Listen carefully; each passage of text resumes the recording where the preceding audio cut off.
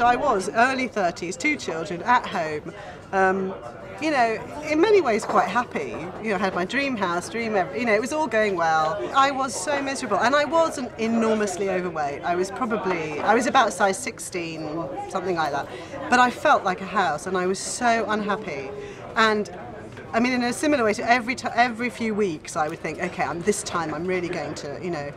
And I'd come up with You were better at the diets than me. I was better. You actually used to do them. For a bit. Because I could never actually do them. But I'd come up with Except when there were amphetamines involved, and in that case it was fine. Well, I can't take medicine, so I never did the amphetamine. I couldn't put my fingers down my throat, so I could never do the vomiting thing either. Yeah. But I had found this diet that was going to work. It was really going to work this time because it did exercise as well, and it was a eat virtually nothing for 6 days and then binge, you know, have a day when you eat whatever you like. So I thought, I'm sure I can manage this. There was a cheat day. And it had this exercise bit involved with a press-up bench, which I'd press-ganged my husband into getting, and I thought, if we do it together, oh, it was just such a waste of time.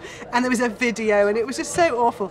And I actually, so the day we were due to start, I just lay there in bed thinking, I know I'm not going to do it. I'm not going to do it like I haven't done any of the others. It might last a week, but I just know I won't do it. So I went off on holiday that summer. I remember feeling like a granny, actually, in these bloody caftans to cover up, you know, and one-piece swimming costumes, and just felt really miserable. And Audrey left the book lying around, and I picked it up. And because I'm the sort of person I am, I thought, I've got to do something about this.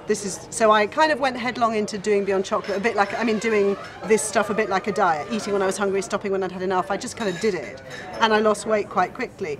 But then when I realised that there was nothing at the other end to support me, that I could do that as a diet, but I didn't know how to really make it part of my life, I thought, I need support, and there wasn't any support. I tried to form a self-help group, and I didn't get any response at all. And friends and family, and I was talking to Audrey, said, well, why don't you offer something? If you offer something, maybe people will come. So I spent another 1.5 years or so researching, writing, thinking, working on my own relationship with food, and then I wrote the workshop and ran the first workshop. And when I did it, I thought, Audrey's got to be there, because all along the way we'd kind of talked about it. I'd use her as a guinea pig. I'd phone her up and say, look, what about this? Do you think that, you know? And we ran our first workshop, and it was amazing.